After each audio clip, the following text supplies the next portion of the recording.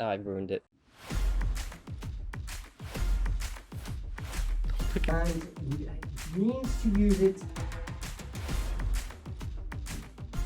in ways that I cannot describe because I cannot remember my lines. You should take that from the top. Action.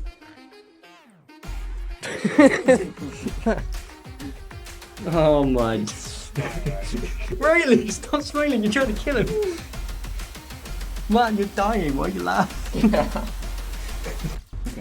Alright. I need you to go to the Chandler lab tomorrow, and I need you to transport all of our test subjects. That was in the wrong order. Riley, you're going to be chasing him. So you're going to have the mask on your forehead, and you're going to be looking down at your feet, because obviously we don't want you to trip up because of the low visibility in the mask.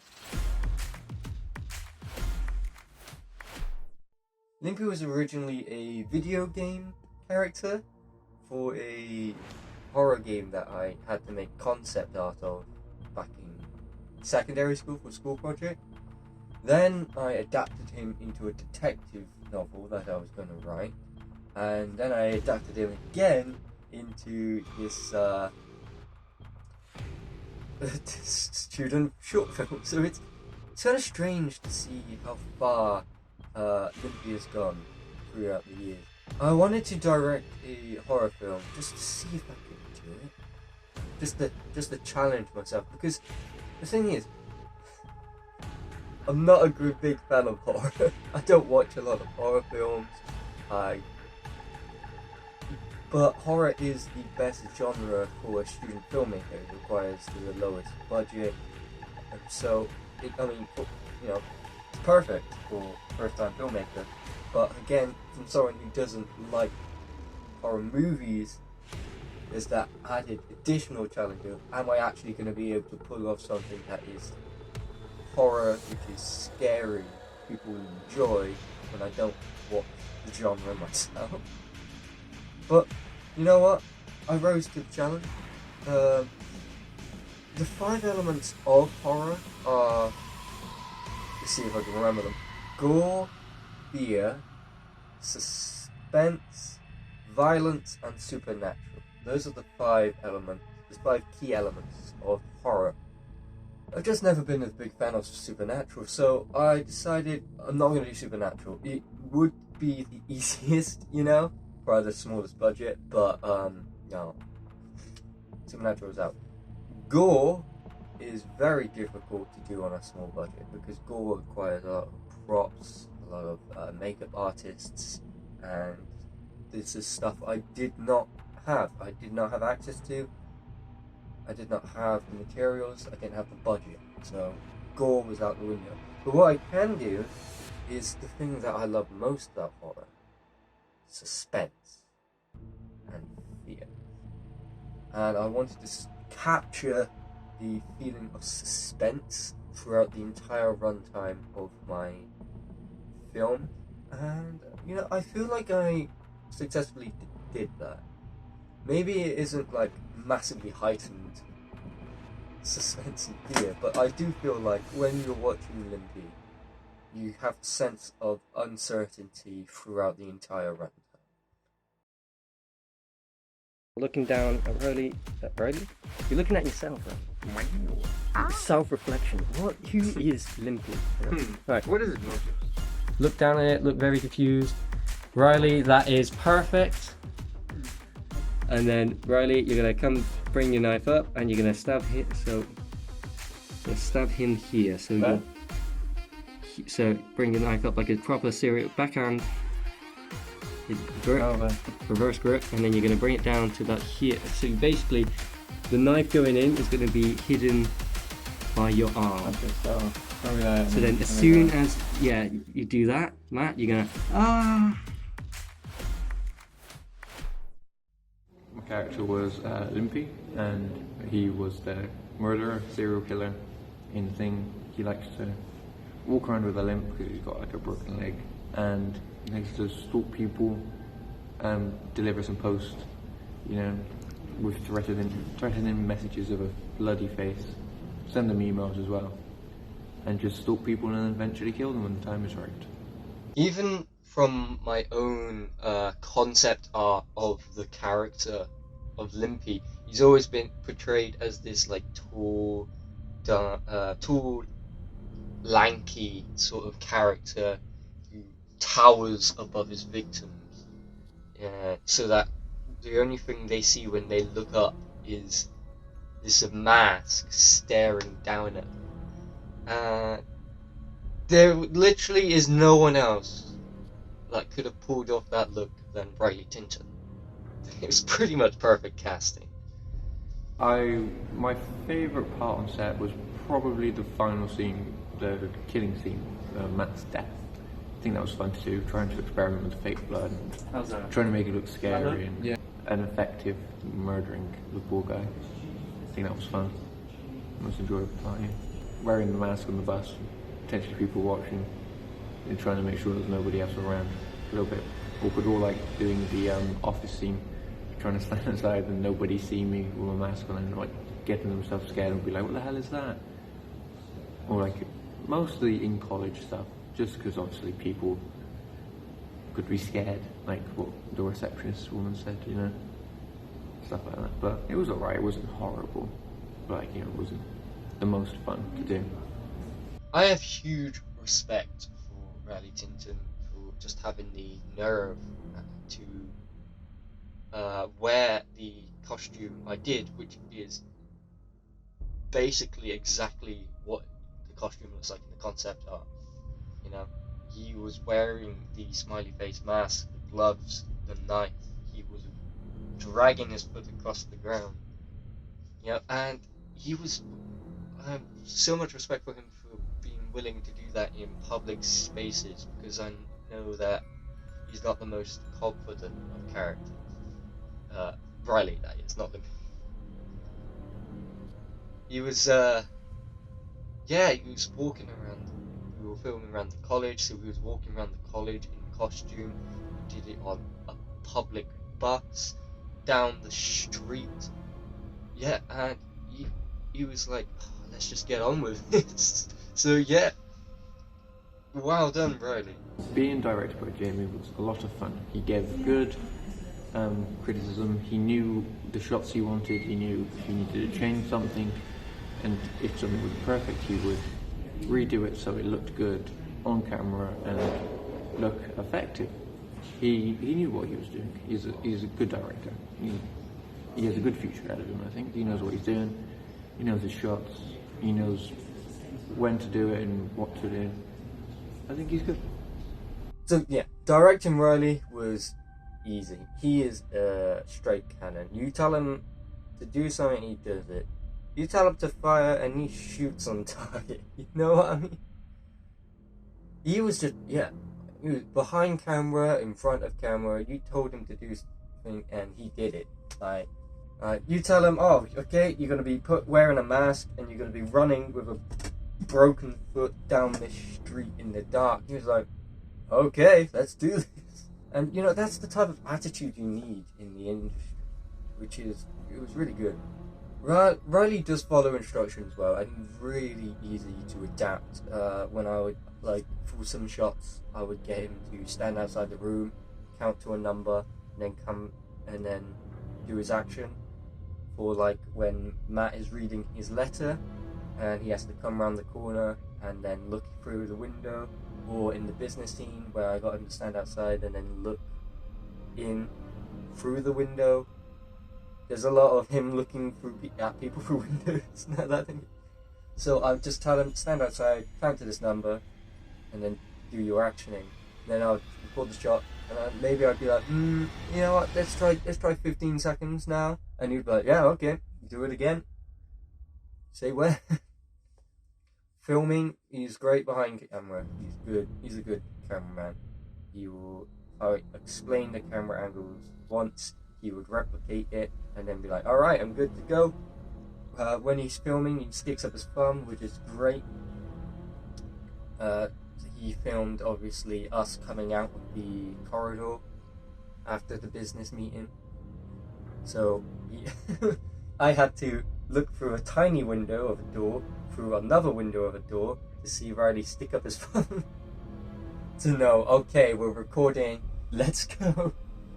First time like doing something like this, like an actual like short horror film, I thought behind the scenes was fun, doing like working out all the shots and like doing it multiple times in like a different camera angle, like trying to get the best shot. It was fun and it was an enjoyable environment, I thought.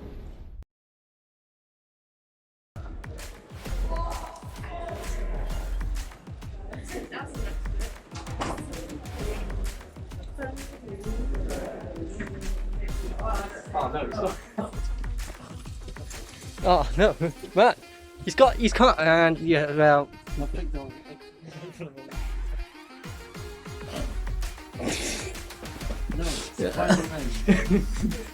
Come on, we're almost done, guys. Good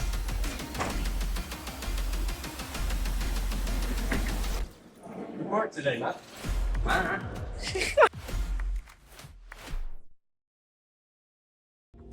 My character is Tim. Yes, he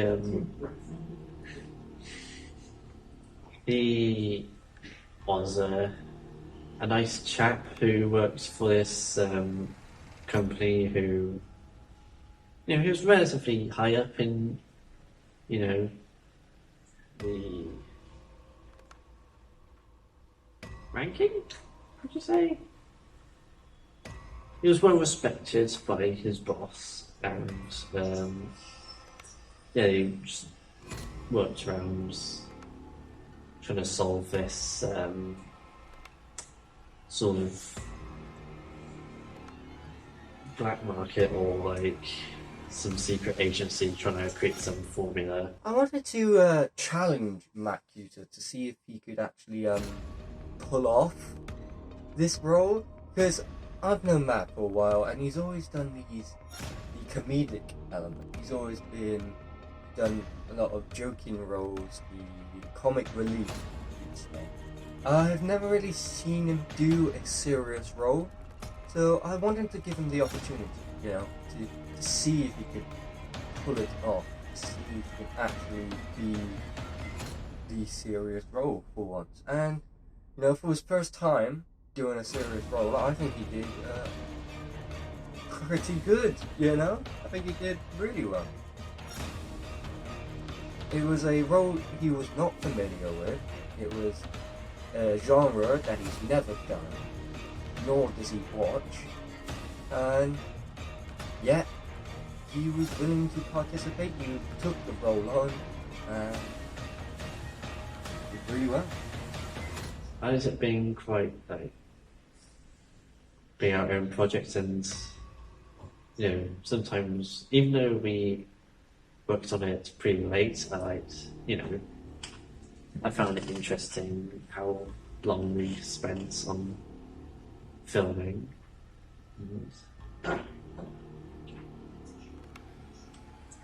Yeah. Trying to get the fake blood pump sorted out and actually getting to work. And had to get all that done in one shot, which I don't think we actually did.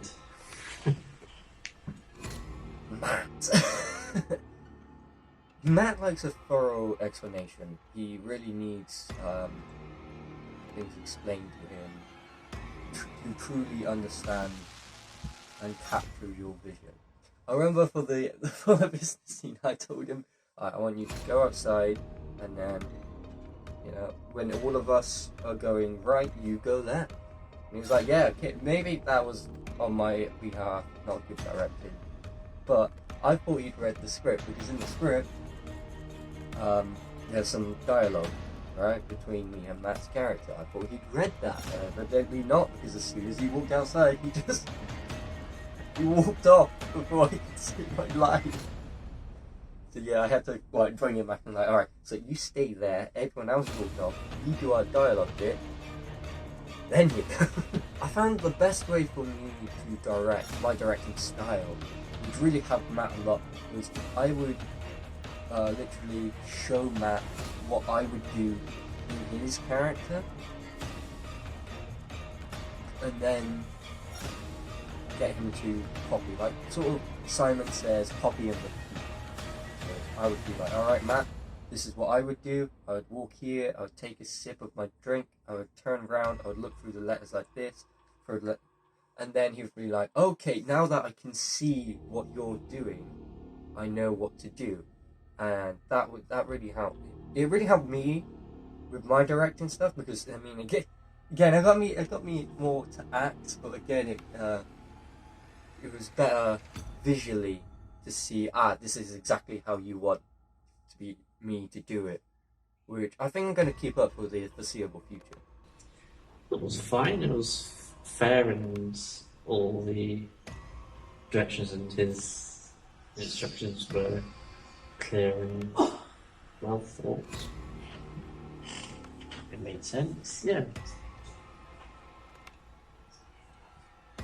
Cool.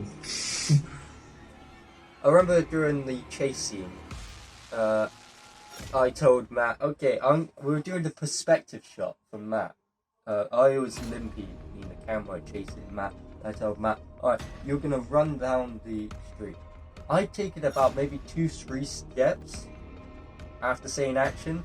Matt full on Olympic sprinted down the street. He was at the end of the street. I was barely halfway down, and I was like, I had to pull him back and like, alright Matt, that was great, but in this scene it's supposed to be Limpy's catching up to you. There's got to be suspense. So if you just put on a Olympic 100-mile dash it, there's not going to be any suspense, man. So I had to keep telling him, alright, I need you to run slower. When it came to Matt's close-up for the business scene, I decided to use a little bit of method acting, and I got up the video animation that I'd done of the Limpy email. That's an actual animation I did. None of those emails are real. And I got him to watch it for the first time in real time. And then I just recorded his reaction. And so the reaction Matt gives off and the strange looks and concern he sees on his face is his genuine reaction to seeing that video, and it worked great. It's some of his best reaction work. I'm gonna have to again use that technique more, because the shots are amazing.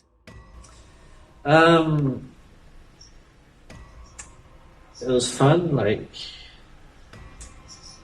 filming's like, well, TV and film is sort of like the thing I want to do for the future, and I guess this was just the start.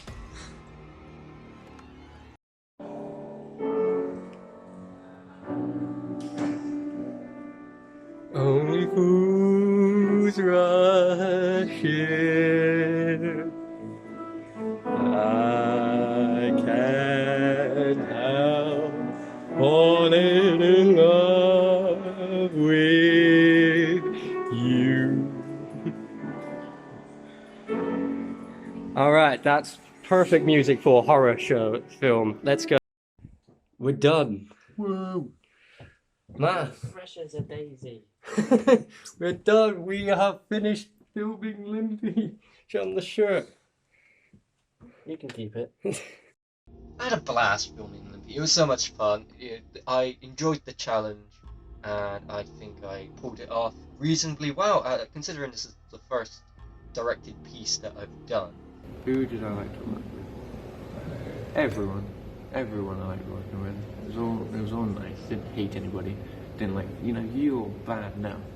We all got on well. It was all nice, enjoyable, fun set. We all got on. I mean, most of it was just us three anyway. So me, Jamie, and Matt. So not like we were clashing it with each other. Since we know each other and we always work well together. So it was a doddle, really.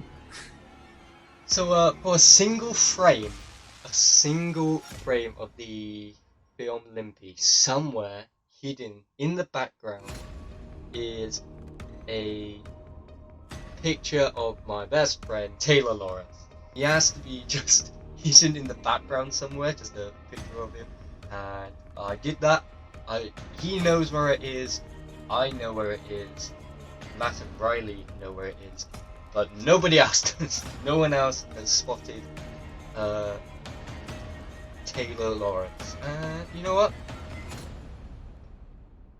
I don't think anyone will. It's just a little Easter egg for just myself. But yeah, this was my first time directing, so I can't really compare this to any of my previous works or to anything else. And the only thing I can do from here is to make sure that the next piece I film is better, and that's what I'm gonna do now that one last shot is in production.